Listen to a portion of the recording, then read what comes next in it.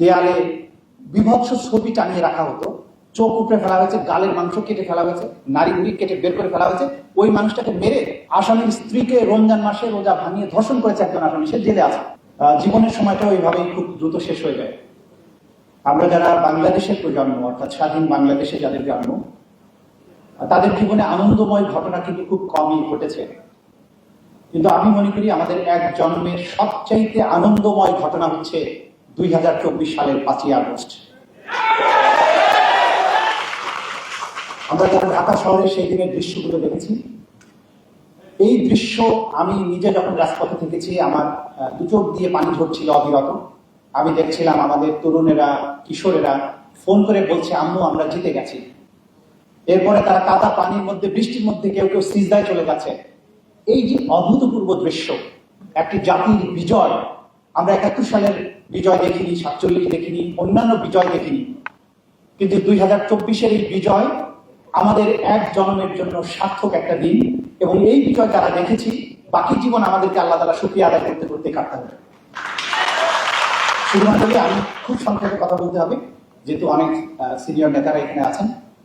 আমি শুধু কয়েকটা কথা বলবো যে পরিবেশ বাংলাদেশে তৈরি হয়েছে, এটা আমরা আগে কল্পনা করতে পারতাম না। জুলাই বিপ্লব আমাদেরকে সেই সুযোগটা এনে দিয়েছে। আমরা তো সবাই একসাথে থাকার কথা ছিল, যারা ডক্টর মঈন খান সাহেব আছেন, মিজান ভাইরা আছেন, আমরা তো একসাথেই থাকার কথা ছিল, একসাথেই আছি। বাস্তব কারণে কাউকে সরকারি দলে, কাউকে বিরোধী দলে যেতে হয়েছে। যারা বিরোধী দলে আছি অথবা যারা সরকারের বাইরে আছি, কঠোর সমালোচনা করবো সরকারের। মিজান ভাইকে একটা ছোট্ট গ্যারান্টি দিতে হবে যে আয়না ঘরে দয়া করে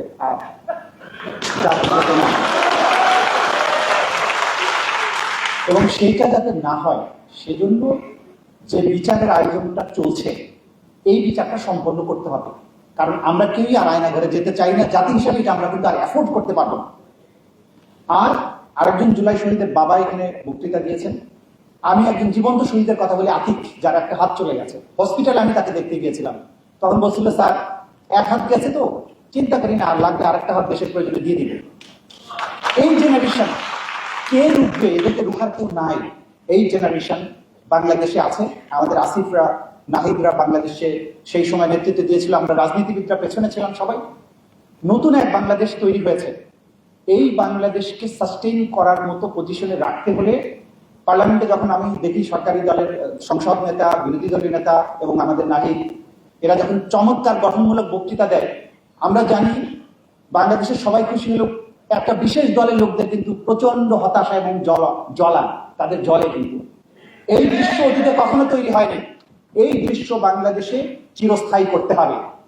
এই বাংলাদেশকে এই জায়গা থেকে আর হারাতে দেওয়া যাবে না।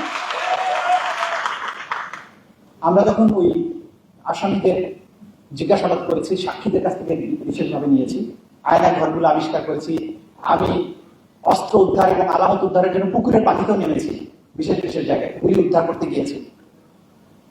বিভৎস সব বর্ণনা শুনেছি, আমাদের ইলিয়াস আলী সাহেবকে কিভাবে হত্যা করা হয়েছে, আয়না ঘরগুলোতে কিভাবে টর্চার করা হয়েছে, দেয়ালে বিভৎস ছবি টানিয়ে রাখা হতো, চোখ উপড়ে ফেলা হয়েছে, গালের মাংস কেটে ফেলা হয়েছে, নারী বুড়ি কেটে বের করে ফেলা হয়েছে। ওই মানুষটাকে মেরে ওইটা ছবি তুলে বড় পোর্ট্রেট সাইজ করে দেয়ালে রেখে ওইটা সামনে বসে আসামিদের জিজ্ঞাসাবাদ করা হতো। সেই আয়না ঘরগুলো কিন্তু আমরা বের করেছি।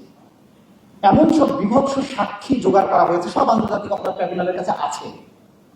কোনো কারণেই এবং যে আসামিটা আমাদের বিএনপি, জামাতের, অন্যান্য পার্টির লোকদেরকে ধরে নিয়ে গোপন কারাগারে আটকে রেখে কি করতে জানেন?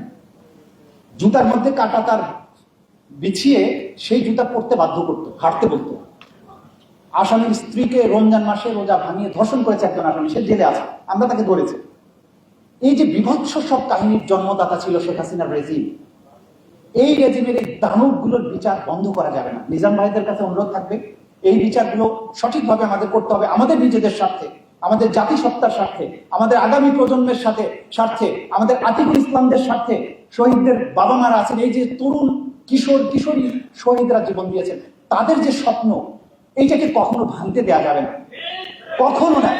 কোনো কিছুর বিনিময়ে আমরা এটা অ্যাফোর্ড করবো না। যে সম্প্রীতির বাংলাদেশ যাত্রা শুরু করেছে, সেই সম্প্রীতির বাংলাদেশ আগামীতে আমরা বাস্তবে রূপায়ণ করে দেখাবো, যেটা আমাদের সংসদ থেকে আমরা মোটামুটি নমুনা দেখছি। হতাশা অনেক কিছু আছে, এগুলো থাকবে। ওই যে বলেছি, কঠোর ভাষায় সমালোচনা কিন্তু আমরা করবো, কিন্তু সমালোচনা সহ্য করতে হবে আপনাদের, আয়না ঘরে নেওয়া যাবে না। ইনশাআল্লাহ এই বাংলাদেশ আবার সোনার বাংলায় পরিণত হবে। এই বাংলাদেশ থেকে কাউকে রাজনৈতিক মত পার্থক্যের জন্য আর বিদেশে পালিয়ে যেতে হবে না, কাউকে আয়না ঘরে আর বন্দী হতে হবে না, আতঙ্কে থাকতে হবে না পিছনের কালো পোশাক দাঁড়িয়েছে কখন না জানি আমাকে নাই করে দেয়। এই দিন বাংলাদেশে আর আসবে না, ইনশাআল্লাহ আমরা আসতে দেব না। এই ব্যাপারে সরকারি দল, বিরোধী দল সবাই আমরা একমত। আপনারা রাজি আছেন? সেই সুদিনের স্বপ্ন দেখে আপনাদের সবাইকে ধন্যবাদ জানিয়ে আজকের মঞ্চে সরকারি দল, বিরোধী দল একসাথে পাচ্ছি, এই সুদিন আমাদের দেখার সৌভাগ্য হয়েছে। এটা চিরস্থায়ী হোক, আল্লাহ তাআলার কাছে সেই দোয়া করে আমার বক্তব্য শেষ করছি। আসসালামু আলাইকুম।